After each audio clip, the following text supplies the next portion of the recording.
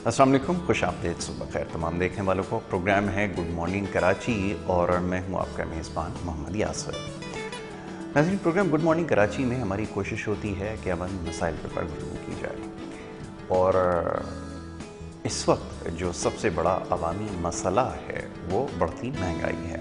गुज़िश्ता प्रोग्रामों में बड़ी तफसील से इन तमाम मामलात और मौज़ूआत पर गुफ्तगू हो चुकी है। बहुत सारे सवालात बज़रिए सोशल मीडिया मौसूल हो रहे हैं। हर एक की ख्वाहिश है कि जितनी भी मजाज अथॉरिटीज़ मौजूद हैं, ज़िम्मेदार इदारे मौजूद हैं, वो अपना काम अंजाम दें और इस बढ़ती महंगाई से उनकी फिल वक्त जान छुड़ाई जाए। और साथ में उन्हें ये भी यकीन है कि चाहे कोई भी हुकूमत हो, किसी के पास कोई ऐसा मरबूत प्लान नहीं है जो मुकम्मल बुनियादों पर इस मसले से उनकी जान छुड़ा सके। सूरत हाल ये है कि जैसे जैसे वक्त गुज़रता जा रहा है, मौशी मुश्किलात और परेशानियां लोगों की बढ़ती जा रही हैं और यही इस वक्त कुल उनकी सोच का महवर व मरकज़ है कि कैसे गुज़र बसर किया जाए। तो जनाब, जिस किस्म की बातें हो रही हैं, पैगामात मिल रहे हैं, सारे के सारे तो यहाँ बयान नहीं किए जा सकते। लोगों के जो जज्बात हैं, जो उनके ख़यालात हैं, जो वो सोच रहे हैं, कोशिश करते हैं अपने प्रोग्राम्स के ज़रिए उन मौज़ूआत पर बात करके किसी हद तक तसल्ली दी जाए, तशफ़ी उनकी हो सके। बहरहाल हमारा काम है जो जितनी भी मजाज अथॉरिटीज़ हैं उनको झंझोड़ा जाए, उन तक आपकी आवाज़ पहुंचाई जाए और ये काम हम अपने हिस्से का करते रहेंगे। बहरहाल गुज़िश्ता प्रोग्राम में एक बड़ा मौजू था जिसके ऊपर गुफ्तगू हुई। माह मुबारक के अंदर बहुत सारी समाजी तंजीमें, यकीनन सारी नहीं तो उनमें बड़ी तादाद ऐसी है जो बहुत अच्छा काम कर रही हैं, उसको सराहे जाने की ज़रूरत है। इस हवाले से हमने गुफ्तगू की थी। आज भी बड़े ख़ास मेहमान स्टूडियोज़ में तशरीफ़ फरमा है। मोअज़्ज़ज़ मेहमान को खुश आमदीद कहूँगा और उसके बाद फिर गुफ्तगू का आगाज़ करेंगे। सबसे पहले मेहमान मिर्ज़ा इंतखाब आलम साहब, बानी और सदर हैं पेशेंट प्रोटेक्शन सोसाइटी के। उनसे आज कुछ गुफ्तगू की जाएगी। बहुत शुक्रिया मिर्ज़ा साहब प्रोग्राम में हमें वक्त देने के लिए। ये फरमाइएगा कि पेशेंट प्रोटेक्शन सोसाइटी, अब नाम से जैसे ज़ाहिर है कि ये पेशेंट्स को प्रोटेक्ट कर रही है, अब वो किस हवाले से कर रही है पहले तो चाहूँगा ज़रा इस हवाले से इब्तिदा में देखने वालों को बताइए। और फिर ये कि जितनी भी इस तरह की ऑर्गेनाइजेशंस हैं उसके पीछे एक मकसद होता है, ख्याल होता है। वो ख्याल क्या था, वो सोच क्या थी जिसके बाद इसको बनाने का ख्याल आया? फरमाइएगा। सबसे पहले तो मैं यासिर साहब आपका शुक्रिया अदा करूँगा कि आपने K21 ने मुझे मदऊ किया और मुझे अपना मैसेज कम्युनिकेट करने का मौका दिया। सबसे पहले मैं आपको बताऊं कि आज से 26-27 साल पहले ये पेशेंट प्रोटेक्शन सोसाइटी का क़याम अमल में लाया गया था। तो हमारे जहन में यही था कि जो पेशेंट्स को जो मुश्किलात आती हैं ड्यूरिंग ट्रीटमेंट, हम उनको कम से कम कर सकें। बिल्कुल ठीक है। सोचा तो ये था कि लीगल कवर भी देंगे पेशेंट्स को, लेकिन यहाँ पर इस तरह के कोई कानून नहीं है, तो हमने फिर वेलफेयर पे ज़्यादा काम किया। क्योंकि हम तो चाहते थे कि किसी तरह पेशेंट्स को रिलीफ मिले जो पुअर पेशेंट्स हैं। और जहाँ तक ख्याल आने की बात है तो ये पेशेंट प्रोटेक्शन सोसाइटी मैंने इसलिए बनाया कि मेरा जो ब्रॉटअप था वो खुद मलीर जैसे इलाके से था। तो वहाँ पर मैं मुश्किलात में देखता रहता था, सरकारी अस्पतालों में भी देखता रहता था। तो उस वक्त मैंने ये सोचा कि क्यों ना एक ऐसी तंजीम या एक ऐसी सोसाइटी का क़याम अमल में लाया जा सके कि जितना हो सकता है हम एक तो ये कि खिदमत भी करें और सबसे बड़ी बात कि अल्लाह को राज़ी करना है। बेशक सबसे बड़ी कोशिश यही होनी चाहिए। अल्हम्दुलिल्लाह 26-27 साल पहले जब मैं ओझा टीबी सैनिटोरियम से मैंने काम शुरू किया, वहाँ पर पेशेंट होते थे टीबी और MDR के। अच्छा, उस वक्त लोग जाते हुए डरते थे कि टीबी के पेशेंट्स के पास कि टीबी लग जाएगी, क्योंकि इतना ट्रीटमेंट नहीं था। ठीक है ना। और सेकंड ये कि ना सिंध गवर्नमेंट ना फेडरल गवर्नमेंट को इतना बजट भी नहीं होता था, ना ज़कात फंड का कोई ऐसा सिलसिला था कि उनको मेडिसिन वगैरह दे दी जाए। तो हम जब जाते थे हमारे साथ बहुत सारे फिलंथ्रोपिस्ट होते थे और शहर कराची के बड़े रिनोन नाम थे हमारे साथ अल्हम्दुलिल्लाह। तो हम उनके पास जाके उनके मेडिसिन का अरेंज करते थे।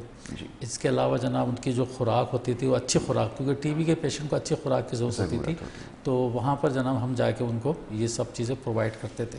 तो ये सिलसिला अल्हम्दुलिल्लाह चलता रहा और उस वक्त बड़ी हालत ख़राब थी। अब तो माशाल्लाह बहुत बड़ा हॉस्पिटल, डॉ हॉस्पिटल बन गया वहाँ पर। तो पहले तो ये छोटे छोटे बैरिक्स बने रहते थे जहाँ MDR के पेशेंट को आइसोलेट कर दिया जाता था।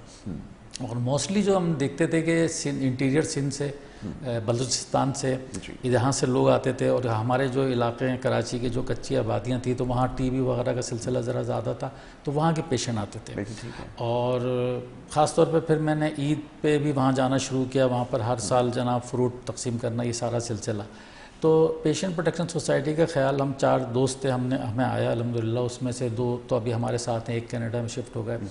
تو ہم نے الحمدللہ اس سلسلے میں جو ہے نا ملیر میں ایک سینٹر بھی قائم کیا ہوا جو میرے والد کے نام پہ 16 سال سے الحمدللہ وہ چیریٹی چل رہا ہے. اس میں لیڈی ڈاکٹرز وغیرہ سارے خدمات انجام دے رہی ہیں. اچھا اس وقت اور آج میں بہت فرق ہے.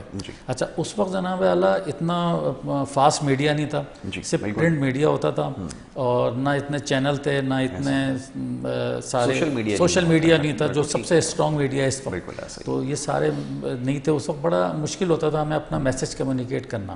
تو میں نے ایک سلسلہ شروع کیا تھا کہ ہم مختلف کالجز میں، کراچی کے جو رینون کالجز ہیں وہاں پہ جناب فری بلڈ گروپنگ کیمپ لگاتے تھے اور یوز میڈیسن کلیکشن کرتے تھے بیفور ایکسپائری، یعنی اگر اس پہ ایکسپائر ہے موجود تو اس کو کلیکٹ کر لیتے تھے. تو ہوتا یہ تھا کہ بچوں کے اندر جناب اللہ ایک جذبہ بھی پیدا ہوتا تھا، وہ یوز میڈیسن لے کے آتے تھے. پھر ہم نے ایک فری ڈرگ بینک بنایا ہوا تھا، وہاں سے ان پیشنٹس کو، جو ہمارے جو پیشنٹ ہوتے تھے تو ہم ان کو وہاں سے وہ میڈیسن دیتے تھے. اس کے علاوہ رینون جو اپنا فارما والے ہیں وہ ہمیں in shape of medicine donation بھی دیتے رہے الحمدللہ. تو کافی ہم نے سلسلہ کیا، کافی ہم نے میڈیکل کیمپ آرگنائز کیے، ہیلتھ اینڈ فن فیئر میلے کیے، اور یہ سلسلہ چلتا رہا. ساتھ میں تھیلیسیمیا کے بچوں کے لیے بھی کام کیا. اس کے لیے میں نے بلڈ کلیکشن کیمپ اسی طرح جس طرح کالجز میں نے لگائے، پریس کلب پہ لگائے، اور خاص طور سے میں نے جیلوں میں جا کے بھی اس طرح کے کیمپ آرگنائز کیے. اچھا وہاں پر قیدی بہت شوق اور ذوق سے جناب اللہ اس قسم کی ایکٹیویٹیز میں حصہ لیتے ہیں، کیونکہ ان کو 2 ایڈوانٹیج ہوتے ہیں. ایک تو یہ کہ چلیں جی ایک تو ثواب کا کام ہے، بلڈ دے دینا کسی کے کام آئے گا تو اس کی زندگی بچ جائے گی. سیکنڈ یہ کہ ان کی سزاؤں میں کمی کر دی جاتی ہے، 1 مہینے کمی کر دی جاتی ہے. تو اس لیے ہم نے وہاں پر بھی کیمپ آرگنائز کیے. لیکن ایک وہاں پر ایک بڑا جو تشویشناک پہلو سامنے آیا کہ ہم جب بلڈ ٹیسٹ کرتے ہیں نا تو اس کا ایک ریپڈ ٹیسٹ بھی کرتے ہیں تاکہ یہ پتہ چل جائے کہ اس قیدی کو کوئی HIV یا ہیپاٹائٹس وغیرہ تو نہیں ہے، ٹھیک ہے نا. تو لیکن ہم نے جب وہاں 60-70 پوائنٹس لیے تھے اور اس میں سے 10 سے 12 پیشنٹ ایسے تھے جو HIV پازیٹیو تھے. بالکل. اچھا اس سے 2 فائدے ہو گئے. ایک تو یہ کہ ان لوگوں کو ان کی بیماری کو ایکچولی ان کی بیماری کو آئسولیٹ کرنے کا موقع ملا. ٹھیک ہے. اور یہ کہ جو بلڈ کلیکشن ہوئی وہ پھر تھیلیسیمیا کے بچوں کے کام آئی. تو یہ سارا سلسلہ تھا. پھر ہم نے کووڈ کے حوالے سے جو کام کیا، سوشل ویلفیئر ڈپارٹمنٹ سے میرا بہت پرانا ہے سلسلہ، کیونکہ وہاں پر جو تھوڑے عرصے پہلے ایک DG تھیں جو شیما عارف صاحبہ، تو ان کے ساتھ میں اس وقت بھی میں نے کام کیا جب وہ MSO ہوتی تھی، میڈیکل سوشل ویلفیئر آفیسر ہوتے تھے، تمام ہاسپٹل میں ہوتے تھے. تو اس میں وہ جناب گائیڈ کرتے تھے پیشنٹ کو کہ یہ یہاں سے پرچی بنانی ہے، یہاں سے میڈیسن لینی ہے، یہ سارا سلسلہ ہوتا تھا. تو ماشاءاللہ ان کے ساتھ میں نے کام کیا. اور جتنے بھی سوشل ویلفیئر ڈپارٹمنٹ کا بھی جو پرانے سینئر لوگ ہیں وہ مجھے جانتے ہیں، وہ میرے ساتھ کوآپریٹ کرتے ہیں اور میرے ساتھ کوآرڈینیشن سے کام ہوتا ہے. سوشل ویلفیئر ڈپارٹمنٹ کا جو اپنا یتیم خانہ ہے جو آرفنس ہے، جو وہاں پر بھی ہم عید کے پہلے رمضانوں میں وہاں بھی جاتے ہیں. SOS ولیج بھی میں جاتا رہا ہوں. وہاں پر ان بچیوں کے لیے جو ہوتی ہیں وہاں پر یتیم خانے میں، ان کے لیے چوڑی کا، مہندی کا، کپڑوں کا الحمدللہ انتظام کرنا.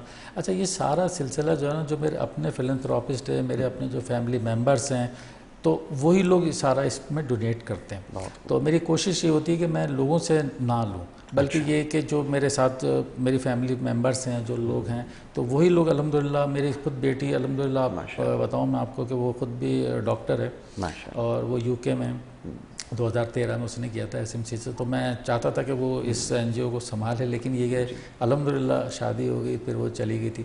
تو اس کے علاوہ اور بھی بچے ہیں میرے ماشاءاللہ جو اس سلسلے میرے کوآپریٹ کرتے ہیں. اچھا یہ جتنی آپ نے گفتگو کی ہے، اپنے ادارے کے بارے میں بتایا اور اس کے کاوشوں کے حوالے سے ہمیں آگاہ کیا، اور بہت سارے سوالات ہیں، لیکن ایک نقطہ بڑا اہم ہے، ابھی میری نظر سے گزرا گزشتہ روز ایک پیغام میرے پاس آیا جس میں یہ کہا گیا کہ جو تھیلیسیمیا کے مریض ہیں ان کو خون کے عطیات کی بہت زیادہ ضرورت ہوتی ہے.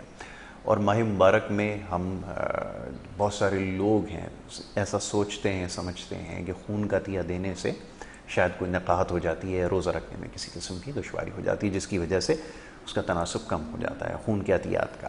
یہ فرمائیے گا کہ اس مشکل مرحلے میں کیا کچھ کر رہے ہیں یا کیا ہے، وہ اس کی نشاندہی کر دیں. پھر میں آپ کی آرگنائزیشن کے حوالے سے، جیسے اپنے اخراجات کا بتایا کہ اس کے لیے خود ہی کوشش کرتے ہیں، اپنے تئیں جو کچھ ہوتا ہے اس کے ذریعے کر لیتے ہیں، اللہ اس میں اور برکت فرمائے، اور آگے کیا کرنے کا ارادہ رکھتے ہیں. پہلے میں چاہوں گا ذرا اس میں تھیلیسیمیا کے حوالے سے جو تھیلیسیمیا سینٹر اس وقت کام کر رہے ہیں، تو میرے ساتھ الحمدللہ 3-4 سینٹر ہیں جو رابطے میں رہتے ہیں اور ہم ان کے لیے بلڈ کلیکشن کرتے ہیں. لیکن ہم ایسے پلان تیار کرتے ہیں کہ عید سے پہلے ہم پورے اپنا جو سینٹر ہوتا ہے اس میں اتنا بلک اس میں کوانٹٹی میں جناب اللہ بلڈ کلیکٹ کر لیتے ہیں کہ وہ الحمدللہ رمضان میں ایز سچ ایسے کوئی کیمپ کی ضرورت نہیں پڑتی. لیکن پھر بھی اگر کوئی دینا چاہے تو وہ میرا خیال ہے کہ اس میں کوئی ایسی ویکنیس نہیں ہوتی، وہ فریش بلڈ ہوتا ہے، وہ بن جاتا ہے، دوبارہ بن جاتا ہے، تو یہ تو کوئی ایشو نہیں ہے. البتہ کووڈ میں ایسا ہوا تھا کہ کووڈ میں جو پرابلم ہوئی تھی تو وہاں پر بہت زیادہ مسئلے مسائل پیدا ہو گئے تھے. یقیناً آپ نے بالکل درست کہا کہ کووڈ کا جو وقت تھا بہت مشکل تھا، وہ ہر اعتبار سے، معاشی حوالے سے بھی بہت مشکل تھا.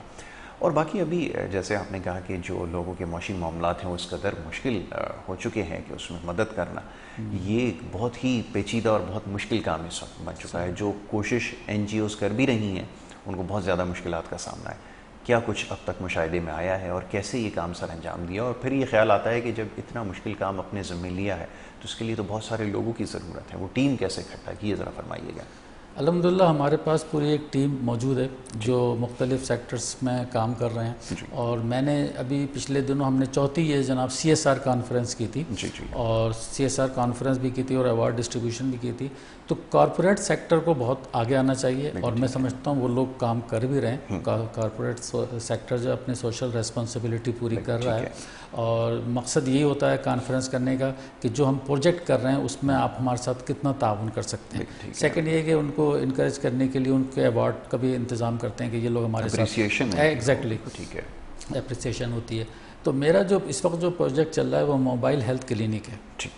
الحمدللہ ہماری 2 موبائل ہیلتھ کلینک اس وقت کام کر رہی ہیں جو ریموٹس ایریاز میں جاتی ہیں. وہاں پر جناب اپنا کیمپ لگاتے ہیں، فری میڈیکل کیمپ ہوتا ہے، جنرل OPD، گائنی OPD، اور ایون یہ کہ الٹرا ساؤنڈ مشین بھی ہم لے کے جاتے ہیں، الٹرا ساؤنڈ وغیرہ وہاں کرتے ہیں.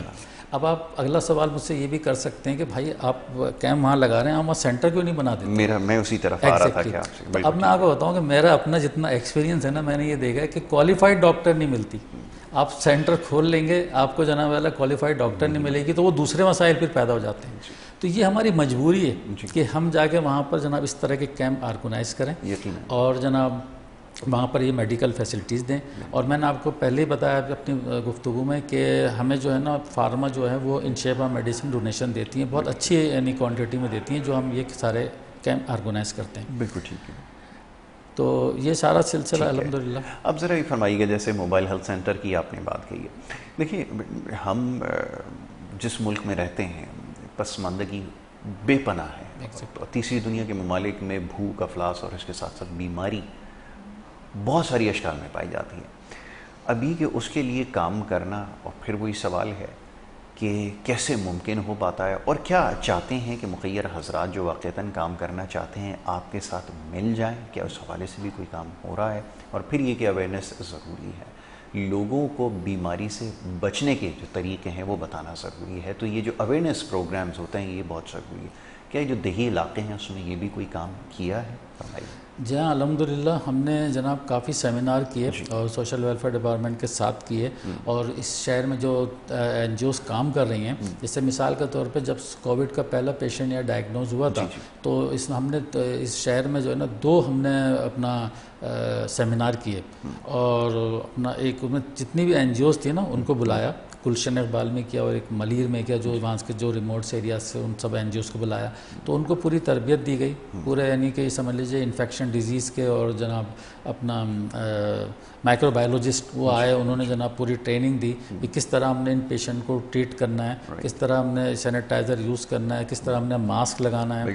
تو اس کے علاوہ پھر ہم نے یہ ڈرائیو بھی کی کہ جناب مختلف شاہراہوں پہ جو رکشے والے ہیں، موٹر سائیکل والے ہیں، جو گاڑی والے ہیں، ان کو ماسک لگایا، ان کو سینیٹائزر دیا. ایکچولی مسئلہ یہ تھا اویئر کرنا تھا کہ آپ نے اس کو، کیونکہ لازماً 3-4 کروڑ کی آبادی ہے، ہم سب کو تو نہیں دے سکتے تھے، لیکن یہ ہے کہ ایک پروگرام اس طرح کیا جاتا ہے تاکہ لوگوں کو ایک وہ ملے کہ بھائی ہم نے بھی شعور آگہی کا ایک یہ سلسلہ رہتا ہے، تاکہ یہ لوگوں کو اپنا پتہ چلے کہ ہم نے کس طرح ان چیزوں کو مینیج کرنا ہے.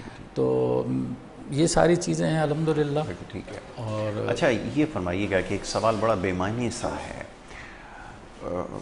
لیکن نہ چاہتے ہوئے پوچھنا پڑتا ہے کہ کیا حکومتی سرپرستی کی ضرورت ہے، یا کبھی ایسا ہوا ہے کہ ان کی جانب سے کچھ کیا گیا ہو کہ جو اس طرح کا مشکل کام کر رہے ہیں، سر انجام دے رہے ہیں، ان کی کوئی کسی طرح سے کسی طور پر کوئی مالی مدد کی گئی ہو، کوئی سپورٹ فراہم کی گئی ہو؟ کیا ایسا ممکن ہوا ہے؟ جی ہم جب میری این جی اوز تو آپ کو میں نے بتایا نا 26-27 سال پہلے اس شہر میں 1000 بھی این جی اوز نہیں تھی جب کہ میری رجسٹرڈ ہے. تو اس وقت جو ہے نا یہ ہم کو نا وہاں پر کونسل ہے یہ، تو ہم کو 5000 روپے ملتے تھے. لیکن میرے لیے وہ بڑی اپنا آنر کی بات تھی کہ جو لوگ کام کرتے تھے وہ انہی لوگوں کو ملتے تھے. تو الحمدللہ 5000 سے پھر 10,000 ابھی ہوئے، 15,000 25,000 تک مجھے ملے. لیکن اس کی ڈاکومنٹیشن اتنی ہوتی تھی کہ پھر ہم نے اس سلسلے کو تھوڑا سا وائنڈ اپ کیا اور دوسرے ذرائع استعمال کیے. میں یہ کہتا ہوں حکومتی سرپرستی تو ہر صورت میں ہونی چاہیے، جو لوگ کام کریں ان کو اپریشیٹ بھی کرنا چاہیے، لیکن ہمیں من حیث القوم خود اپنے طور پہ جناب اس مملکت کو اگر ہم اسلامی و فلاحی مملکت بنانا چاہتے ہیں تو ہم سب کو سوشل ورک کرنا پڑے گا. میں یہ کہتا ہوں کہ اس نے پوچھا آخر کب بٹے گی روشنی، اس نے پوچھا آخر کب بٹے گی روشنی، ایک دیا جواباً رکھ دیا دیوار پر. تو ہم نے اپنے اپنے حصے کا دیا جلانا ہے، انشاءاللہ اندھیرے خود ختم ہو جائیں گے. کیا کہنے، بہت خوب جی. تو یہ گفتگو مرزا انتخاب عالم صاحب سے جاری ہے اور جاری رہے گی. ایک بریک کے لیے کہا جا رہا ہے، ایک مختصر سی بریک لے کر واپس آئیں گے. آپ دیکھتے رہیے پروگرام گڈ مارننگ کراچی.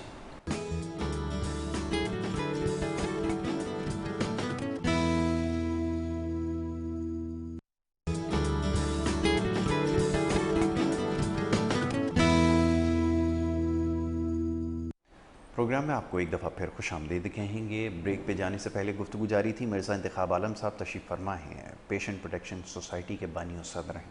ان سے ہم گفتگو کر رہے تھے ان کے ادارے کے حوالے سے اور ان کی کوششوں اور کاوشوں کے حوالے سے.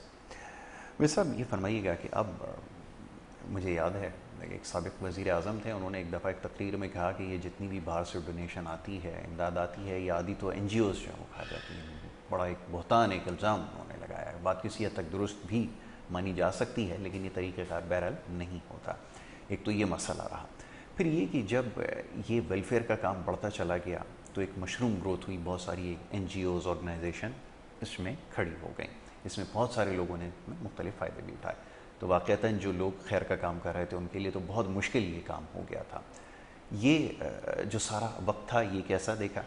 اور پھر یہ کہ راشن ڈرائیو کا بھی خیال آیا کہ کووڈ کے زمانے میں کیونکہ لوگ اس سے زیادہ واقف نہیں تھے، ہوا تو کرتی تھی ماضی میں بھی راشن ڈرائیو چلتی تھی، رمضان مبارک میں خاص طور پہ لوگ تقسیم کرتے تھے، لیکن یہ پہلا موقع تھا اس کے اندر جو ہے وہ بڑی تعداد میں لوگوں نے کیا، بڑی بھرپور انداز سے ہوئی ہے. فرمائیے کہ یہ کیسا تجربہ رہا اور کیا کیا مشکلات سامنا کرنا پڑا؟ فرمائیے.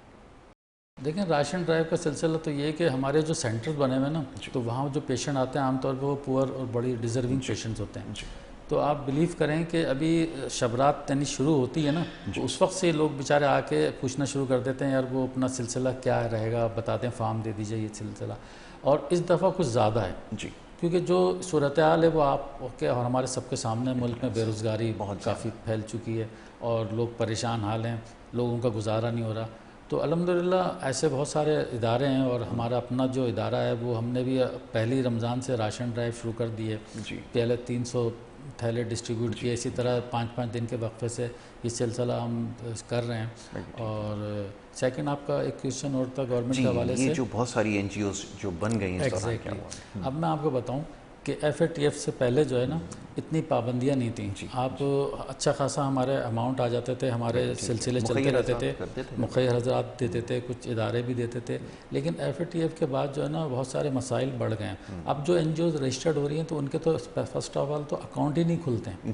ٹھیک ہے. سیکنڈ یہ ہے کہ جیسے کہ اب ہم اتنے عرصے سے کام کر رہے ہیں، ہم بھی اگر کوئی ڈونیشن ہمارا آتا ہے نا تو ہمارے لیے ضروری ہے کہ ہم اپنے آپ کو جناب اکنامک افیئر ڈویژن سے اس کو رجسٹرڈ کرائیں. اکنامک افیئر ڈویژن کے لیے میں آپ کے توسط سے یہ بتا دوں کہ 6 سے 7 لاکھ روپے خرچ ہو رہے ہیں کہ وہاں سے رجسٹر کرانے میں. تو یہ تو بہت مشکلات لوگوں کے لیے پیدا کر دی ہے. لوگ کام کرنا چاہتے ہیں, لوگ کام کر رہے ہیں, لیکن گورنمنٹ کا بھی یہ موقف صحیح ہے کہ ایسا نہ ہو اس کی آڑ میں جناب یہ فنڈ دوسرے چیزوں میں استعمال ہو تو وہ ہمارے لیے اور بھی برائی ہے. تو میں یہی چاہوں گا کہ اس کو سہل بنایا جائے اور جناب کم سے کم پیسوں میں جناب اس کو رجسٹر کیا جائے, تاکہ جو لوگ جینین کام کر رہے ہیں تو ان کو جو فلائی جو ان کے پروجیکٹس ہیں اس میں مشکلات پیدا نہ ہوں. اسکروٹنی کا طریقہ کار درست کرنے کی ضرورت ہے, اور محض فیس بڑھا دینے سے معاملہ حل نہیں ہوتا.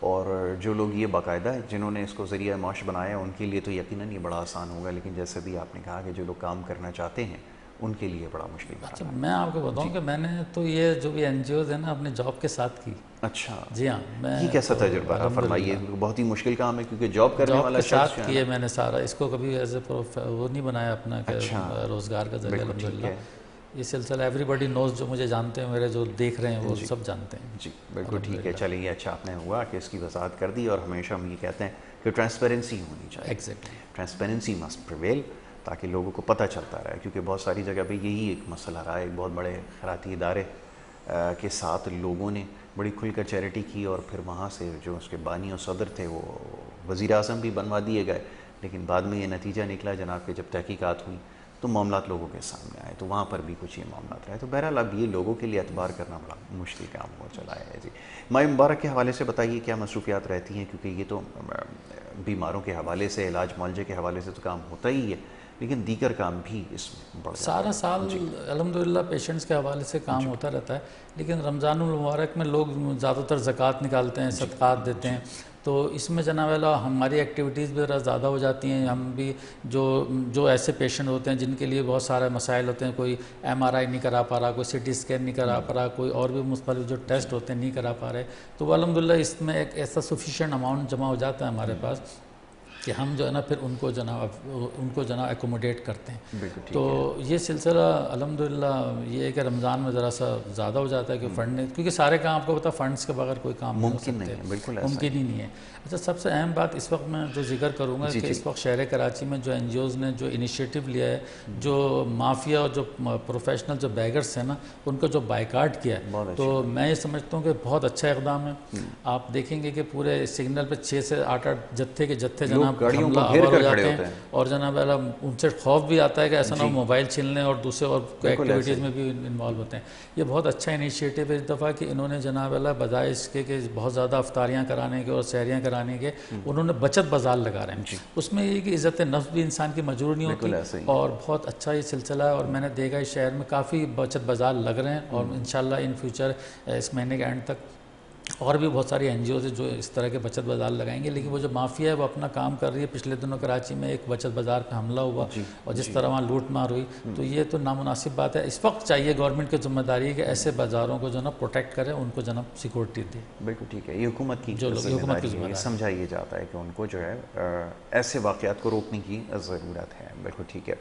اچھا اب یہ بتائیے کہ کیا سوچ رکھا ہے, کام کو کہاں تک لے کر جانا ہے, کیونکہ جیسے ابھی ایک ہسپتال کی بات ہوئی ہے, بہت سارے ایسے لوگ ہیں جنہوں نے کام جو ہے بہت چھوٹے پیمانے پہ شروع کیا, جس کی مثال میں ہمیشہ دیکھتا ہوں انڈس ہاسپٹل, بڑی پرانی ہماری وابستگی ہے ڈاکٹر باری صاحب سے, دیکھا کہ کس طرح کام کا آغاز ہوا, اور آج دیکھتے ہیں کہ پاکستان کی کیا ایشیا کے بڑے ہسپتالوں میں اس کا جو ہے وہ شمار ہو رہا ہے, جس تیزی سے ماشاءاللہ اس میں پھیلاؤ آ رہا ہے.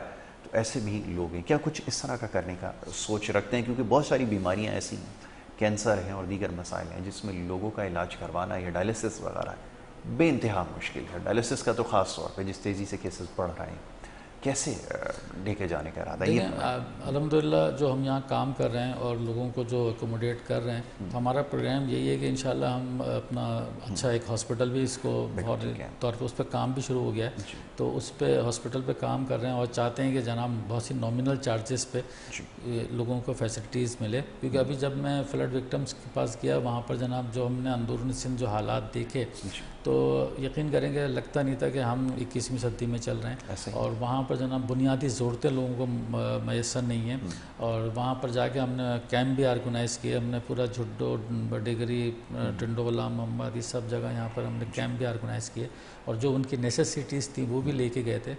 تو یہ کولر ہے، کمبل ہے، یہ سارے ڈسٹریبیوٹ کیا، اس طرح کی ڈرائیو جناب ہم نے وہاں کی، تو ہمیں اندازہ ہو گیا کہ یہ کراچی میں تو ماشاءاللہ پھر بھی کافی کام ہے. اس وقت ہم سوچ رہے ہیں یہی کہ انٹیریئر میں اس قسم کا کوئی ہاسپٹل بنایا جائے. اور وہ ضروری یہ ہے کہ جو کراچی میں پاکستان میں جو ادارے ہیں، سندھ میں جو ادارے ہیں، جو گورنمنٹ ادارے ہیں، وہ سپورٹ کریں. وہ یعنی کہ وہ کام کو لٹکائیں نہیں، بلکہ یہ کہ جو این او سیز ہیں، جو معاملات ہیں، ان کو بہت بہتر انداز میں کریں، تاکہ لوگ این جی اوز کام کریں گے تو لوگوں کو ہی فائدہ ہوگا اور آپ کا حکومت کا ہاتھ بٹائیں گے. بالکل ایسا ہی. کاش یہ سوچ جو ہے وہ بیدار ہو جائے اور کیا یہ بات جو ہے وہ سمجھ میں آ جائے. اب مرزا صاحب یہ بتائیے گا کہ جیسے ابھی آپ نے تذکرہ کیا کہ آرگنائزیشن جو ہے اس طرح کام کر رہی، یہاں پر یہ جو پیشنٹ کے جو ہمارے یہاں تو خیر شاید ناپید ہے چیز، لیکن دنیا میں ہے کہ ان کے جو رائٹس ہیں وہ ان کو پتہ ہونا چاہیے، ان کو اویئر ہونا چاہیے. ہوتا یہ کہ یہ اب جیسا بھی آپ نے ٹیسٹ کا ذکر کیا، مختلف ٹیسٹ ہوتے ہیں، اس میں یہ کروانا 2 سے 3 ٹیسٹ کروانا ایک وقت میں ایک عام آدمی کے بس کی بات نہیں ہے. اور پھر المیہ یہ ہے کہ یہ جو نجی ادارے ہیں، جو ہسپتال ہیں، یہ مخصوص جو لیبز ہیں ان کو ریکمنڈ کرتی ہیں کہ یہاں سے کروائے جائیں، اور پھر جو لوگوں کے ساتھ ہوتا ہے یہ کوئی ڈھکی چھپی بات نہیں ہے. کیا اس حوالے سے کوئی کام کر رہے ہیں، ان کی کوئی مدد کی جائے یا کوئی ایسا طریقہ کار وضع کیا جائے کہ یہ کہیں سے بھی آسانی سے جہاں سے ہو جائیں کسی سرکاری لیب وغیرہ سے، تو وہ کروا کر ان کے لیے قابل قبول ہوں، کیونکہ ایک بہت بڑا مسئلہ بن چکا ہے. جی سب سے پہلے تو بات یہ ہے کہ اس قسم کے آئے دن ہم لوگ یہ تمام چیزیں دیکھتے رہتے ہیں، ہمارے سامنے ہی سب ہوتی رہتی ہیں کہ ایک پیشنٹ آیا تو اس کے جناب ایک لمبی چوڑی لسٹ بنا دی گئی کہ یہ بھی کرا لو، یہ بھی کرا لو، یہ بھی کرا لو، اور اس کو باقاعدہ بائنڈنگ اس کی کر دی جاتی ہے کہ نیچے فلاں لیب سے کرا لو. کسی اور لیب سے اگر اس نے بیچارے نے غلطی سے کرا لیا تو اس کو ایکسیپٹ ہی نہیں کیا جاتا. تو یہ سلسلہ یہ ہمارے ڈاکٹرز کو بھی سوچنا چاہیے، اداروں کو بھی سوچنا چاہیے کہ جو ہم جس طرح کے ملک میں جو حالات چل رہے ہیں، تو ہمیں یہ چاہیے کہ لوگوں کو ریلیف دینے کے لیے جہاں پر اچھا یہ ساری چیزیں اس لیے ہوتی ہیں کہ ان کا پرسنٹیج ہوتا ہے. بالکل ایسا ہی. ہاسپٹل کا، ڈاکٹرز کا، دوائیں، میڈیسن، ایک کروڑوں روپے کی رشوت یہ لیبس والے دے رہے ہیں. یہ سارا سلسلہ ہے، یہ ہمارے میرے اور آپ کے بس کا نہیں ہے، یہ تو گورنمنٹ کے سطح پہ جناب اللہ، ہم اس کے خلاف آواز اٹھا سکتے ہیں لیکن ہم کوئی عملی اقدام نہیں کر سکتے. ہم جا کے کسی کو پکڑ کے گریبان سے نہیں پکڑ سکتے ایسا کیوں کر رہے ہو. لیکن یہ گورنمنٹ کو چاہیے ایسی پالیسی بنائے کہ یہ سلسلہ رکے. اور جو اسی طرح جس طرح لیبس کے آپ بتا رہے ہیں تو میڈیسن میں بھی آپ کو پتہ ہے. میرے سامنے ایسے ایسے ڈاکٹر ہیں کہ فارما کو انہوں نے ٹارگٹ دے دیا، انہوں نے گاڑی نکلوا لی، وہ جناب اللہ وہ پورا اس کا ٹارگٹ پورا کر رہے ہیں، وہ قسط وہ جمع کرا رہے ہیں. یہ ساری چیزیں ہماری نظروں میں ہیں. بالکل ایسا. اچھا اب بعض اوقات ایسا ہوتا ہے نا کہ ہم کہتے ہیں یار ایسا نہیں کرو، تو اس نے وہ چھوڑ گئے کوئی ایک دوسری چیز شروع کر دیتا ہے. تو یہ تو انسان کے اپنے اندر ہے، وہ اندر کا انسان اگر ضمیر جاگ جائے تو یہ کام چھوڑ دیں. اور پالیسی بننا چاہیے تاکہ گورنمنٹ کوئی پالیسی ایسی بنائے کہ اس قسم کے جو اونچے ہتھ کنڈے جو معاملات ہیں اس کو روکا جا سکے کسی طرح. ٹھیک ہے، اس کے لیے پالیسی میکنگ کی پالیسی ضروری ہے. بالکل ٹھیک ہے، کوئی پالیسی وضع کرنے کی ضرورت ہے. اچھا جی، تو ابھی بات یہ ہے کہ اب جناب دیگر جو پاکستان سے باہر ممالک ہیں، جب وہاں دیکھتے ہیں ہم علاج معالجے کی سہولیات ہیں تو بڑی بہترین لیکن بہت زیادہ مہنگی ہیں. پاکستان میں نسبتاً یہ سمجھا جاتا ہے کہ آسان ہے. اچھا جی، بریک کے لیے کہا جا رہا ہے، ایک مختصر سی بریک جو ہے وہ لینی ہے اور گفتگو جاری رکھتے ہیں. بریک سے واپس آئیں گے. آپ دیکھتے رہیے پروگرام گڈ مارننگ کراچی.